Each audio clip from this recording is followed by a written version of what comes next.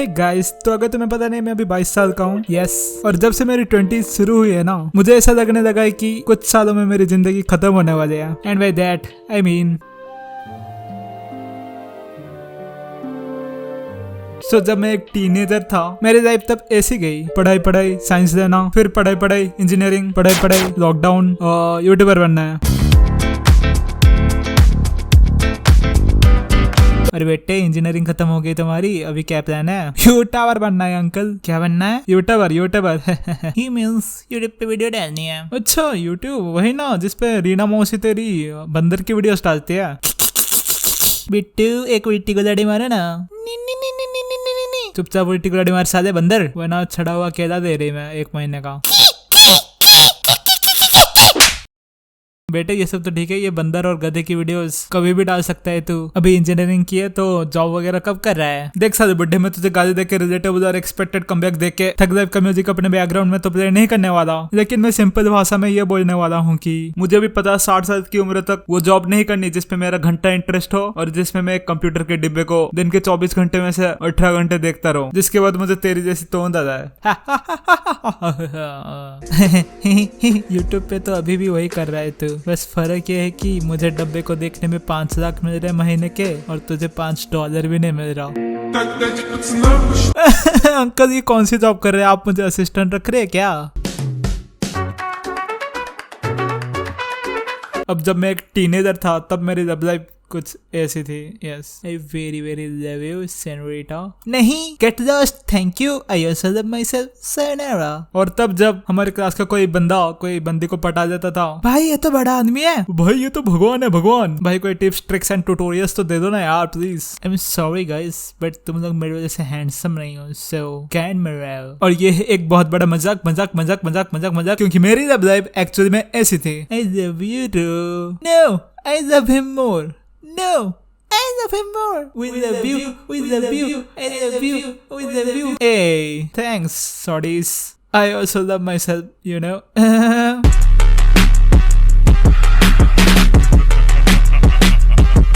अब अगर तुम स्कूल या कॉलेज में किसी लड़की के साथ एंड अप हुए होते हो देन इट्स वेरी कूल, लेकिन तब से लेकर अभी अगर तुम अपने 20s तक पूरे अकेले हो देन उम्मीद छोड़ दो अपनी लव लाइफ पे, तुम्हारी अरेंज मैरिज होने वाली है और दहेज भी शायद तुम्हें देना पड़ेगा लड़की वालों को। ऐसे ऐसे डिप्रेसिव बातें मत कर भाई, जोक मार भाई, 30 साल हो गए अभी अरेंज मैरिज में 10,000 देने के बाद भी मुझे कोई लड़की नहीं मिल रही भाई। रूल नंबर 1, अगर तुम मेरे जैसे हैंडसम नहीं हो तो एटलीस्ट बी रिच। 10,000 नहीं, कम से कम 10 लाख तो लगेंगे।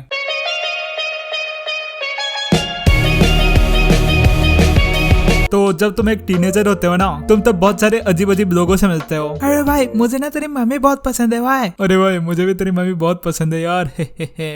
क्या? हाँ, तेरी मम्मी की बूटी। भाई मेरी मम्मी ही नहीं है, मैं अडॉप्टेड हूँ, 2 गे डैड है मेरे। ये क्या बोल रहा तू भाई? उस दिन जब मैं तेरे घर गया था मुझे चाय बोल के बॉर्नविटा किसने दिया था? तो फिर अरे भाई लेकिन मेरे घर तू आया ही कब? हाँ, तो तुम जब अपने टीनेज में होते हो तुम तो बहुत सारे लोगों से मिलते हो, जिनमें से कुछ स्पेशल लोग ही तुम्हारे दोस्त बनते हैं, लेकिन ग्रेजुएशन के बाद कुछ कुछ दोस्त रह जाते हैं और बहुत सारे दोस्त चले जाते हैं। और मैं मेरी बात करूँ तो रिलेटेबल एंड फनी बात करके इमोशनल करने की कोशिश मत कर यार तू। ऑलरेडी आशीष चंचलानी जैसे बहुत सारे वाइंस चैनल देखे मैंने। अरे तू जोक तो पूरा सुन लेना लड़े। मैं बोल रहा था कि मैं मेरी बात करूँ तो मेरा कोई दोस्त ही नहीं है, तो मुझे घंटा फर्क नहीं पड़ता। Unfunny nerds. ऐसे मैं अपने टीनेज में था।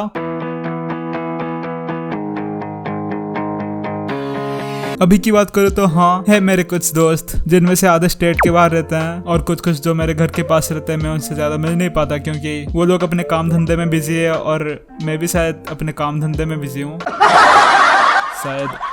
But let's just not talk about that क्योंकि इट्स अनफनी इमोशनल क्रिंज। तो जब हम अपने टीनेज में होते हैं तब हम बहुत सारे नई नई गालियां सीखते हैं, जिनमें से कुछ गालियों का मतलब तो हमें बिल्कुल भी पता नहीं होता, बट हम उस गाली को फुल्ली कंटिन्यूअसली बोलते रहते हैं क्योंकि वो सुनने में बहुत ही कूल लगता है। ए बहन के लोड़े, ऐसी टट्टी जैसी शक्ल है फिर भी तुझे लगता है कि तू संजना को पटा देगा। ए माँ संग बहुत सारा क्या बोला बे तू? मैं उस बहन की लूडो संजना को पटा नहीं सकता, नहीं पटा सकता माँ के खिलौने। रुक रुक अभी दिखाता तुझे। इस संजना, क्या तुम मेरी गर्लफ्रेंड, मैं तेरा बॉयफ्रेंड, फिर करेंगे ना ना ना ना, मैं और किसी की गर्लफ्रेंड मैं उसके साथ करूंगी ना ना ना ना। कौन है तेरा बॉयफ्रेंड? वो चलो तुम मेरी गर्लफ्रेंड मैं तेरा बॉयफ्रेंड, हमारे बीच कोई नहीं करेगा ना ना ना ना।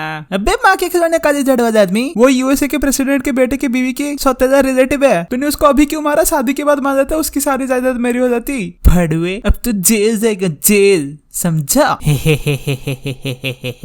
तो हंस क्यों रहा है? तुम कितनी सेक्सी गालियां देते हो यार। आई लव यू। तो बड़े होने के बाद हमें गाली वगैरह का मीनिंग तो सब पता चल जाता है और वो बोलने में भी बहुत कॉमन हो जाता है, लेकिन उन गालियों को बोलने और सुनने में वो एक्साइटमेंट नहीं रहती जो बचपन में आती थी।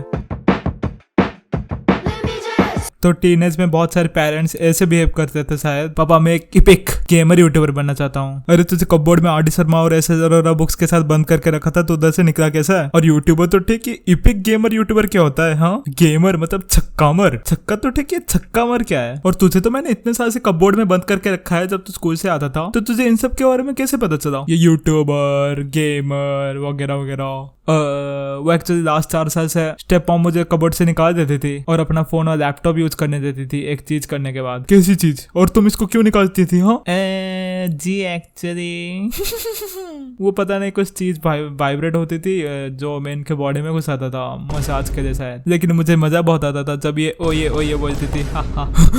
ये सब अरे पापा आप ये सब छोड़ो ना, मुझे ये बोलना था कि मुझे एक इपिक गेमर यूट्यूबर बनना है, फिर मुझे इन यूट्यूबर दीदी से शादी करनी है। ये दीदी से शादी करनी है तुझे पता नहीं ये लड़की मुझे पसंद है। तुम इसको मेरा फोन या लैपटॉप देती थी ना भड़ुई। सॉरी जी। सबसे पहले मैं इस भड़ुई को डिवोर्स दूंगा और फिर मैं इससे शादी करूंगा। यारे दजे यारे दजे।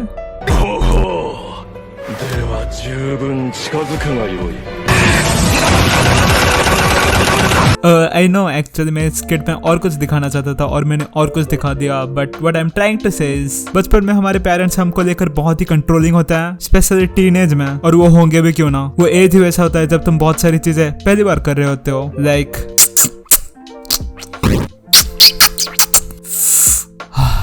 एंड तुम्हारे पेरेंट्स के मन में एक बहुत बड़ा डर रहता है कि कहीं उनका बेटा या बेटी बड़ा होकर एक अच्छा नहीं एक बहुत ही गंदा इंसान बन जाए। सो इट्स टोटली अंडरस्टैंडेबल अगर तुम्हारे पेरेंट्स तुमको लेकर बहुत ही कंट्रोलिंग हो, स्पेशली तुम्हारे टीनेज में। तो अगर तुम कुछ वैसी चीजें कर रहे हो तो एटलीस्ट मेक श्योर कि तुम्हारे पेरेंट्स को इसके बारे में पता न चले। And the most influential and ज्ञान चोदू award goes to Rohit.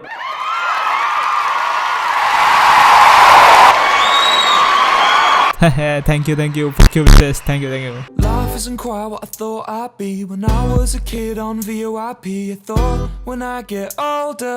Okay, so 20s में ऐसा होता है कि तुम बन चुके हो अभी अपने घर के बड़े बेटे या बेटी और तुम्हें मिलती है अपने घर वालों से बहुत ही इज्जत। बट हाँ, इसमें भी एक बहुत बड़ा बट है कि इज्जत सिर्फ तुम्हें तभी मिलेगी अगर तुम कोई ढंग की जॉब या कोई ढंग की डिग्री के लिए पढ़ाई कर रहे हो। और मेरे केस में ऐसा नहीं है अभी। मेरे केस में अभी एक्चुअली ये बुढ़ा बच्चा किधर गया? खाने का टाइम हो गया जी। वो कपबोर्ड वाले रूम में बैठा होगा जी। ये ले नजर साले तेरे खाना। अगले महीने तक जॉब नहीं मिले ना तो मिस्त्री बन जाना। हाँ। कंक्लूजन, हाँ तो इन शॉर्ट में ये कहना चाहूंगा कि टीनेज में बस तुम्हें एग्जाम का टेंशन था जो कि बहुत ही फ्रस्ट्रेटिंग और चूतिया चीज की टेंशन है, क्योंकि इन द एंड वो मैटर ही नहीं करने वाला। और अभी की बात करूँ तो अभी पूरी लाइफ का ही टेंशन है, लेकिन शायद तुम्हें उसको लेकर घंटा भी फर्क ना पड़े।